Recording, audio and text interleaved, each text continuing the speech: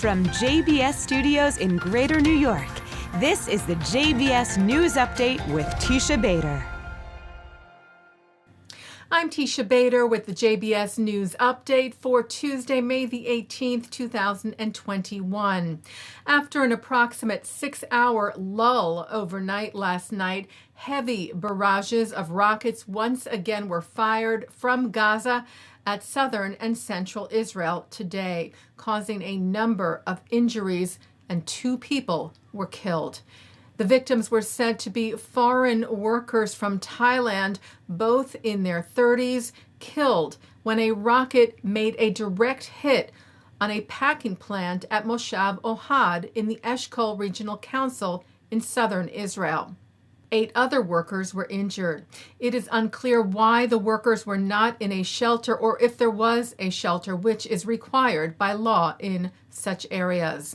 Rockets were also fired at Israel's border crossings into Gaza shortly after Israel reopened them for the transfer of humanitarian aid into Gaza. An IDF soldier was lightly injured when rockets hit the Erez crossing. He was preparing trucks carrying the aid when he was hit by shrapnel from the rocket. The IDF tweeted, "Hamas prioritizes attacks on Israel over humanitarian aid for Gazans." Rockets were also fired at the Kerem Shalom crossing, where Israel's foreign ministry tweeted the humanitarian civil aid donated by organizations like UNICEF, the Red Cross, and Doctors Without Borders was coordinated by Israel, including COVID-19 vaccines, food, and supplies were disrupted and in some cases prevented from reaching Palestinians in Gaza. A rocket also directly hit a building under construction in Ashdod, and a home in Ashkelon suffered a direct hit as well today. Both were empty at the time, and there were no injuries there. The IDF, meanwhile, has been conducting airstrikes in response to the rocket assaults from Gaza, striking, among other targets, a number of underground and above-ground multi-barreled rocket launchers, as well as the homes of 3 Hamas terrorist commanders, from which they directed rocket attacks on Israel. 2 IDF soldiers, a man and a woman, were injured during a violent Palestinian riot near the West Bank settlement of Beit El.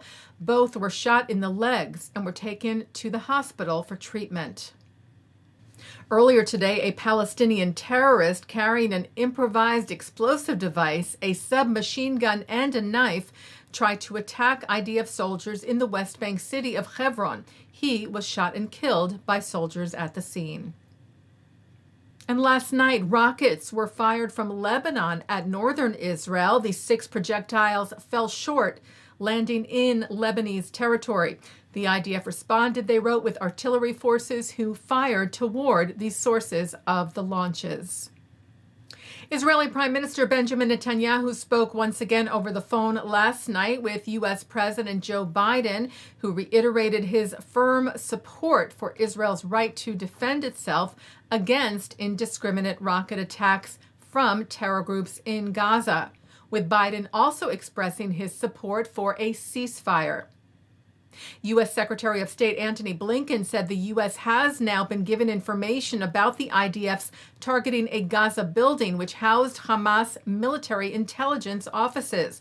The building also housed the Associated Press offices, among other media outlets. As we reported to you, the IDF gave those inside advanced warning, and the building was completely evacuated before the strike, and there were no injuries. Blinken had asked for evidence of Hamas presence in the building, and he said today that we have received some further information through intelligence channels. And Israel's Defense Minister Benny Gantz spoke with U.S. Secretary of Defense Lloyd Austin today. Gantz tweeted, "I thanked him for the U.S. administration's support for Israel's right to defend itself. I told him that in front of Hamas, which continues to fire on civilians and aggressively, Israel will continue to act to protect its citizens and achieve long-term peace. We will do this," Gantz wrote, "with security and political responsibility."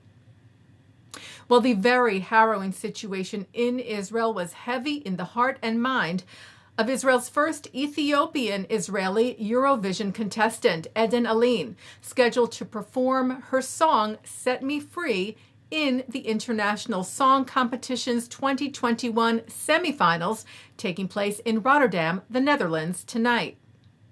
The Times of Israel reports that during rehearsals this week, Aline shared her concern for the current situation, writing on Instagram, "Every moment on stage, it was impossible for me not to think of my loved ones and the nation I represent. I'm here in Holland," she wrote, "but my heart is always with you, aching, loving, supporting, and worriedly following all that's happening in Israel." Taking a look now at our programming for tonight on JBS for Tuesday, May the 18th. At 7 o'clock, it's From the Aleph Bet.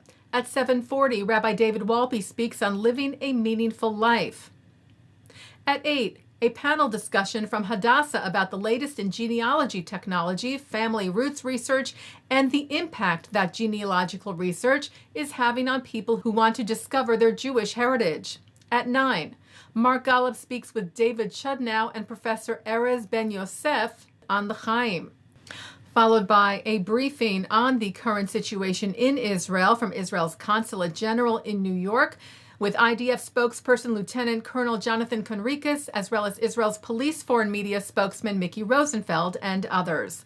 And coming up next, Shachar Azani speaks with Lieutenant Colonel in Reserve Sarit Zehavi, founder and CEO of Alma, about the situation on Israel's northern border, which has seen several infiltrations and, as we just mentioned, rocket firings, while Israel fights Hamas in Gaza. And that's the JBS News Update for Tuesday, May the 18th, 2021. I'm Teisha Bader. Stay healthy. Stay well.